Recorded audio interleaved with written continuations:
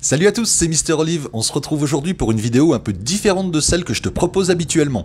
On va détailler ensemble et tester le petit trail qui monte. Tu as sans doute déjà entendu parler d'elle, il s'agit de la Vosges 300 Rally.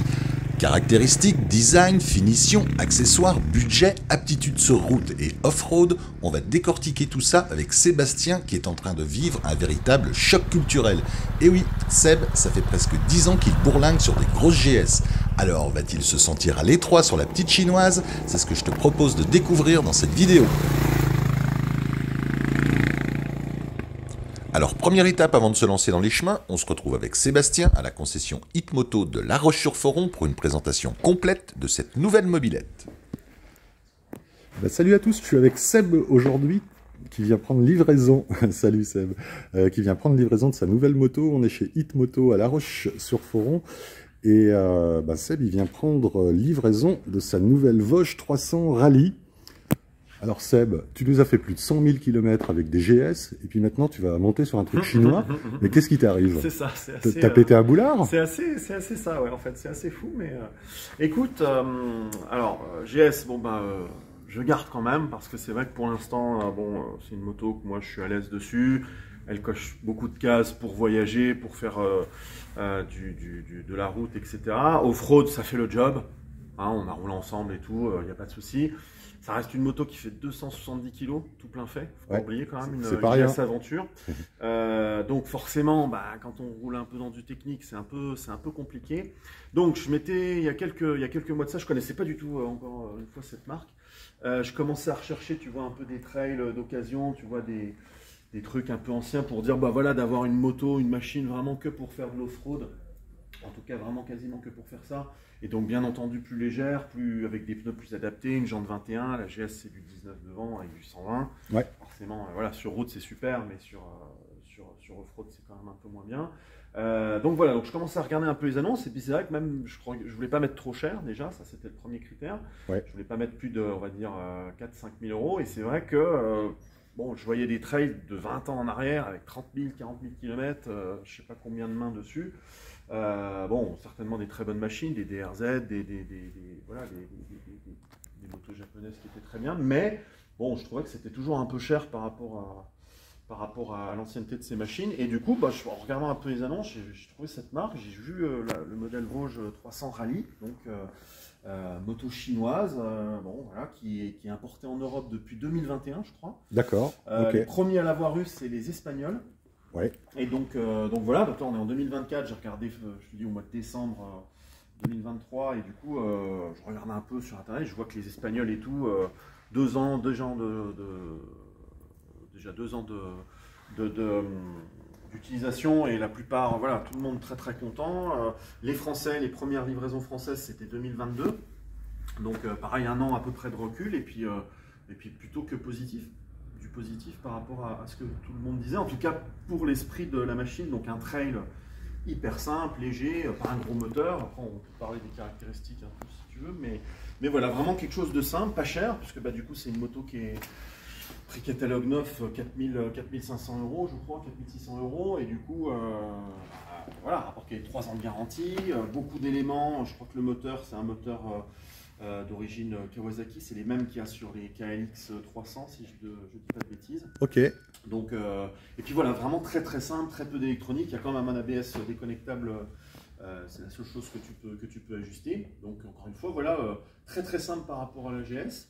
Et je pense que ce sera bien complémentaire effectivement pour, encore une fois, en complément pour le off-road, de la BM, ouais. Pour le off-road. Et puis voilà, après sur des longues distances, c'est sûr que je la mettrai certainement sur la remorque ou dans un camion, mais par rapport à la GS, au niveau protection, etc. Mais je pense que ça doit être assez fun à rouler, effectivement. Justement, voilà. tu vas arriver à la conduire, puisque tu es super habitué à plein d'aides électroniques, oui, tu fais plus rien, là il va falloir tout faire. C'est sûr que ça va être beaucoup plus, c'est surtout ce qui va être différent, c'est le poids, parce qu'on a quand même une machine là, qui fait 100 kg de moins que la GS, donc c'est vrai que ça va quand même me perturber un peu au début. Je pense qu'elle sera déjà plus facile à relever.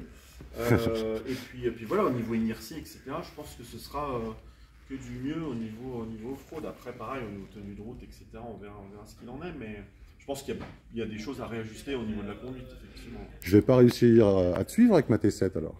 En fraude, j'en sais rien. Après, une T7, ça reste quand même une référence. Faudra voir. Ce sera curieux de voir comment ça se débrouille. Mais c'est sûr que là, on est dans une catégorie. C'est pas une enduro, bien sûr, mais c'est plutôt un peu comme les CRF 300 que tu peux trouver chez Honda. Bon, c'est pas le même prix, hein. Oui, c'est pas le même prix. Effectivement, la Honda, j'avais regardé aussi. Et effectivement, c'était quand même facilement 3000 € de plus. Donc, bon, du coup, c'est pour ça, comme je disais, au niveau de mon budget que je voulais mettre dessus. Ça cochait toutes les cases. Ok. Alors, donne-moi un petit peu les caractéristiques. Donc, c'est un 300 déjà. Ça fait combien de chevaux? 300 cm3, je crois que ça fait 25 ou 26 chevaux. Ok. Voilà, D'accord. Pas mal de couples quand même, des rapports de boîte très très courts. Ouais. Donc en fait, tu peux vraiment, voilà, quand on fait nous en off-road, donc on est en deuxième sur nos machines, bah là tu peux être largement en troisième. On a vraiment le couple et puis c'est une boîte assez courte. Je crois qu'on a une vitesse maxi de l'ordre de 160 km/h maximum, mais bon, en off-road, il y a largement ce qu'il faut. Ouais, il y a largement de quoi faire. Donc voilà, au niveau motorisation boîte, c'est une boîte 6 vitesses classique. Moi, je la trouve a priori hein, là juste à l'œil, je la trouve quand même assez haute hein, cette bécane. Elle est quand même pas à mettre entre toutes les pattes. Ouais, c'est sûr que je crois qu'en termes de hauteur, effectivement, elle fait 900 mm, 895 ou 900 mm. Donc effectivement, alors quand tu vas monter dessus, comme c'est des suspensions quand même assez souples, hein, si je me mets dessus là, voilà, on voit quand même bien que la suspension se raffermit bien, enfin s'écrase bien. Ouais. Donc je pense qu'effectivement, moi je fais 1m89. Donc voilà, je pense que quelqu'un, malgré tout, qui est plus petit, il arrivera. Voilà, mais alors, c'est même 1 cm de plus qu'une T7 standard. Ouais. Donc c'est pas rien.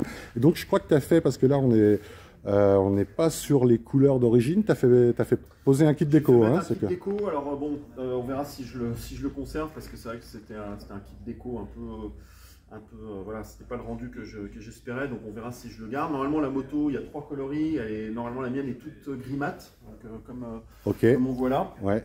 Et là du coup il y a ce kit déco là, bon encore une fois je verrai si je le conserve ou pas, ça fait quand même une petite protection voilà, oui, c'est sûr. Au niveau des rayures etc, mais je verrai par la suite. Mais sinon, effectivement, la mienne, après, j'ai fait rajouter donc, par Ritmoto quelques petits accessoires.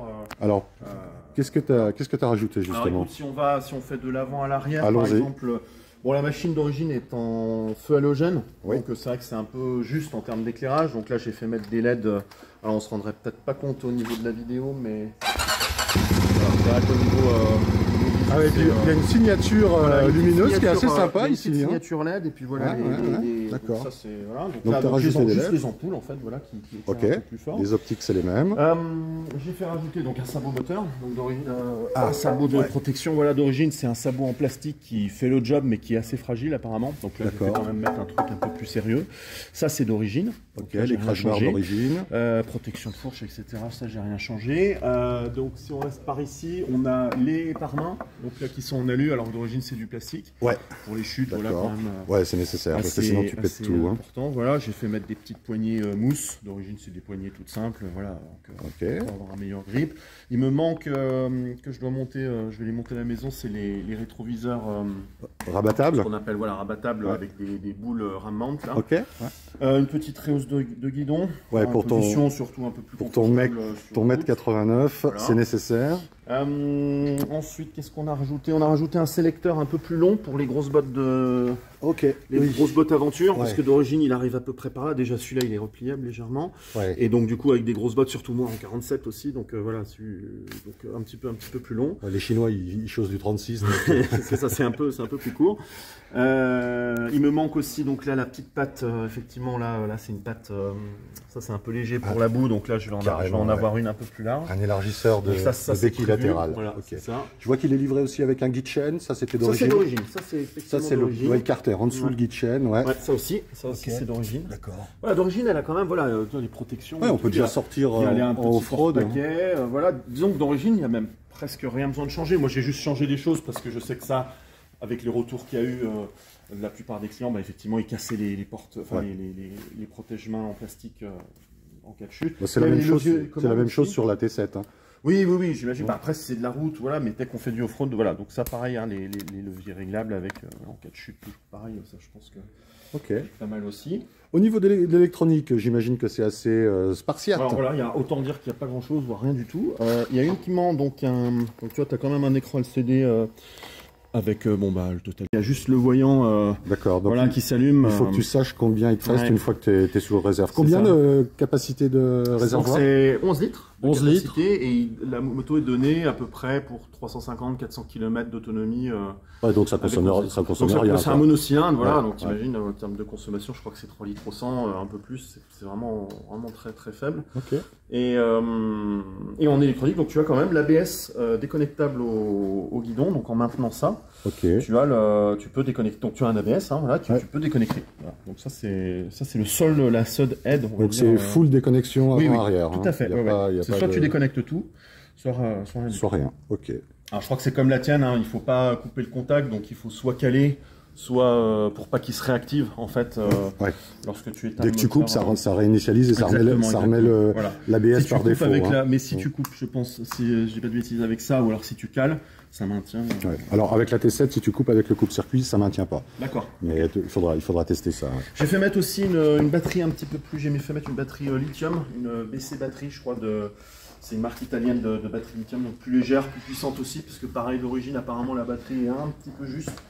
Donc avec un maintien de charge, donc voilà, ça apparemment c'est quelque chose qui est bien recommandé sur cette machine. Parce que voilà, encore une fois, la batterie d'origine est un petit peu juste. Donc encore une fois, voilà, il n'y a vraiment pas grand chose à rajouter pour que la machine soit bien. Là, chez les pneus d'origine qui sont apparemment pas trop mal, alors c'est une marque chinoise, Timsun je crois. Donc c'est vraiment, donc c'est des pneus à chambre. Hein. Oui. On est en chambre à air, on est en 100, équivalent 120, 90, 18 derrière et 90, 90, 21 devant. Donc des pneus voilà, qui apparemment font vraiment le job. Tu dégonfles juste là, sur route, bon, je crois que c'est 2 barres. Par contre sur off-road, il recommande un 2 ou un 3. Et ça fait apparemment très très bien le job. Après par la suite, donc, je me suis acheté un deuxième jeu de jantes identique, vraiment des jantes d'origine, avec les couronnes, avec la couronne, avec les disques de frein dont je suis à tout près, et avec des Michelin Tracker, donc des Michelin Enduro, un petit peu plus vraiment off-road, des pneus qui sont vraiment très réputés. Voilà, bon, encore dans les grandes lignes, encore une fois. Écoute, il n'y a plus qu'à aller la tester. Oui, c'est ça, rodage quand même, 10 km de rodage à faire. Donc bon, vu la météo en ce moment, je pense que ça va aller assez vite. Puis alors, ironie de l'histoire, elle est immatriculée GS. Oui, hein. c'est vrai. C'est assez marrant. Échappement, je suis resté aussi sur d'origine. Bon, dans l'idée du trail, je ne veux pas faire trop de bruit non plus. Dans la philosophie, pas trop déranger le monde. Donc ça fait un bruit qui est correct d'origine. Ouais, puis alors là, ça a l'air costaud, on peut tomber, hein. Oui, bon, encore une fois, hein, je pense qu'effectivement, d'origine, encore une fois, c'est bien équipé. Tous les gars que tu vois chuter, etc., il n'y a rien qui casse, mis à part, effectivement, souvent les pare-mains. Mais là, d'origine, c'est renforcé. Le sélecteur, encore une fois, si tu tombes un peu sur des rochers, des choses comme ça, et là, du coup, il est repliable. Donc, écoute, à voir ce que ça peut donner, mais je pense qu'encore une fois, pour le TET ou ce genre d'utilisation, c'est sûr que sur route, j'irai pas à la vitesse que je peux aller avec une GS, mais c'est pas l'objectif. Mais non, voilà, je pense qu'effectivement en chemin, rapport qualité-prix, c'est pas trop mal. On verra. Bon, et ben justement, on verra ça la prochaine fois. On sort samedi, alors on va la tester samedi et puis maximum, on fera quelques images. Jours, par contre, mais bon, ça sera 4000 seulement. Non, peut-être un peu plus. Je ferai un rodage bien comme il faut, donc je crois que c'est 9000 tours la zone rouge, donc je ferai 4500, 5000. Un peu plus, on verra, il faut le faire correctement. On fera ça bien, vu que c'est une machine que je veux, voilà, si elle va bien, que je veux garder, on fera ça correctement, quoi. Eh bien parfait, on se retrouve donc sur les chemins un petit peu plus tard pour voir un peu ce qu'elle a dans le ventre, cette petite Vosges 300 Rallye.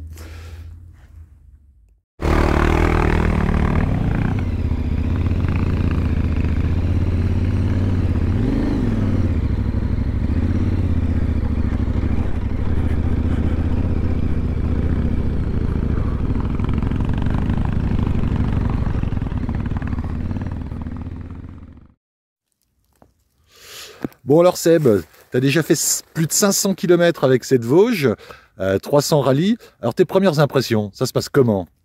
Écoute, c'est très tôt encore pour faire un bilan complet, mais pour l'instant c'est plutôt pas mal. Je suis en rodage jusqu'aux 1000 km, donc j'essaie de respecter, même si 25 chevaux en rodage, c'est quand même un peu frustrant, mais bon, honnêtement, j'ai déjà pu bien me rendre compte de la partie cycle, que ce soit la tenue de route, route et off-road, hein, parce que là, du coup, on est en off-road. Ouais, mais justement, au niveau de la route, toi qui roule depuis des années en GS, ça doit faire un sacré choc quand même. Moi, quand je l'ai prise la première fois, justement, je me suis dit, ouais, il faut vraiment faire attention parce que voilà, c'est pneu, la fourche est quand même très souple, etc. Ça va me faire une grosse différence, c'est sûr, par rapport à la GS, voire même limite vraiment, faudra vraiment y aller tranquille. Et j'ai été agréablement surpris de la tenue de route, qui est pas une tenue de route sportive, mais la moto est très saine. La partie cycle est très saine, très bien équilibrée. Voilà, tu n'es même pas obligé de faire du frein arrière, elle plonge, mais voilà, ça reste très prévisible. Donc sur route, vraiment, encore une fois, sans aller vite, sans faire trop de moteur, mais même en descente de col et tout, voilà, j'ai été agréablement surpris, aussi surpris par les pneus, parce que c'est des pneus chinois, je crois que c'est Timsun, la marque, je ne sais pas du tout, et ça fait le job. Alors je mettrai pas ça en deuxième monte, hein, mais ça fait vraiment le job. Et bon, là sur les terrains gras, c'est peut-être un peu limite voilà, quand même. C'est vrai que juste vraiment dans de la grosse boue, là aujourd'hui ça allait, mais par exemple hier, voilà, on sentait que c'est même limite moins bien dans la boue que les Anaki Wild. Ouais, d'accord. Mais bon voilà, encore une fois, après dans ces dimensions, on pourra mettre du pneu enduro, donc ça passera bien. Et au niveau encore peut-être sur la route et même en off-road, au niveau du freinage. Oui, le freinage est très léger, hein, forcément. Ouais, j'imagine que par rapport à la GS et tout le système électronique de gestion. Bien sûr, alors l'ABS est déconnectable, hein, donc du coup sur route je le laisse et puis en off-road bien entendu je l'enlève. Ouais. Mais c'est vrai qu'effectivement il n'y a qu'un monodisque devant. Voilà, c'est pas un gros freinage, mais du coup tu compenses. Déjà la moto est légère, c'est sûr que voilà, la GS c'est des freinages très puissants. Là, du coup, tu compenses. Forcément, on fait un freinage un petit peu plus caressé, j'ai envie de dire. Ouais. Et ça fait. Mais j'ai eu une fois des arrêts d'urgence à faire, un stop, un CD de passage ou quoi, et elle s'est arrêtée. Mais c'est vrai que bon, la distance de freinage est à prendre en compte. Voilà. ouais, je comprends.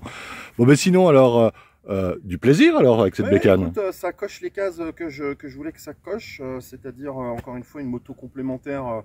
De la GS pour faire du petit chemin, voire même de la reconnaissance avant d'y aller avec la GS pour voir si les chemins passent, etc. Voilà, j'irai pas faire, je ferai pas 600 km de route avec pour aller à droite ou à gauche, mais par contre, voilà, pour faire des 150-200 la journée, comme on fait là aussi un peu off-road et tout, ça c'est parfait. Consommation, là on est en rodage, donc ça consomme toujours plus que quand elle sera rodée, mais je crois que j'arrive à faire, presque 300 km avec 11 litres de carburant, donc c'est quand même...